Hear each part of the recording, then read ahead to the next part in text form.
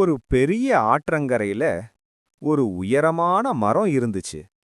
அந்த மரத்துல ஒரு குரங்கு சந்தோஷமா வாழ்ந்துகிட்டு இருந்தது. அந்த மரம் நிறைய இனிப்பான பழங்களை கொடுத்துச்சு.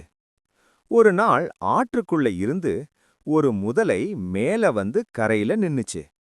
குரங்கு அத பார்த்து கொஞ்சம் பயந்துச்சு. ஆனா முதலை சிரிச்சு, பயப்படாதே, நான் உன் நண்பன்தான் அப்படின்னு சொன்னது. அதுக்கப்புறம் நாள்தோறும் குரங்கு மரத்துல இருந்து பழங்கள பறிச்சு முதலைக்கு கொடுத்துக்கிட்டே இருந்தது. முதலையும் அந்த பழங்கள சந்தோஷமா சாப்பிட்டுச்சு. இருவரும் நல்ல நண்பர்களா மாறிட்டாங்க. ஒரு நாள் முதலை வீட்டுக்கு போனப்போ அதோட மனைவி கேட்டுச்சு, இந்த இனிப்பான பழங்களை எங்கிருந்து கொண்டு வர்ற அப்படின்னு. முதலை சொன்னது, ஆற்றங்கரையில இருக்கிற ஒரு குரங்கு நண்பன் தான் அப்படின்னு.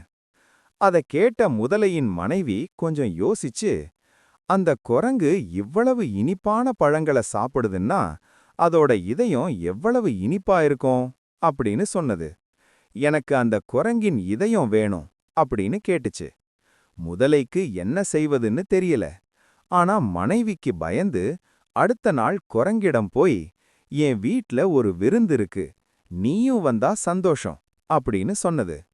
குரங்கும் சந்தோஷமாயிடுச்சு. ஆற்றை கடக்க எப்படி வருவ அப்படின்னு கேட்டதும், என் முதுகுல ஏறிக்கோ, நான் உன்னை பாதுகாப்பா கொண்டு போறேன் அப்படின்னு முதலை சொன்னது. குரங்கு முதலை முதுகுல ஏறுச்சு. முதலை ஆற்றுக்குள்ள நீந்த ஆரம்பிச்சது.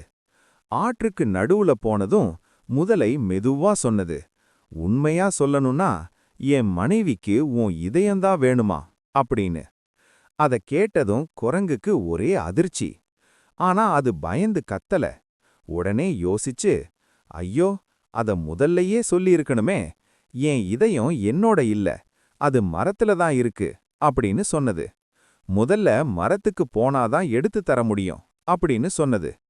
முதலை அத நம்பி திரும்பி கரையில இருந்த மரத்துக்கு போச்சு.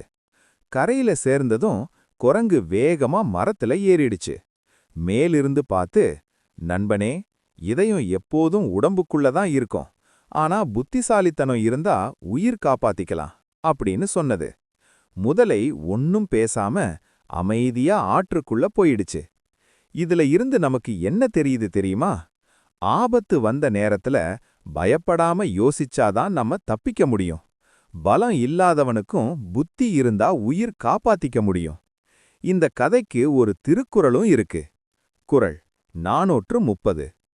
அறிவுடையார் எல்லாம் உடையார் அறிவிலார் எந்நிலம் யாவர்க்கும் இல்லை. அதாவது, பலத்தை விட புத்தி இருந்தாதான் நம்ம தப்பிக்க முடியும்.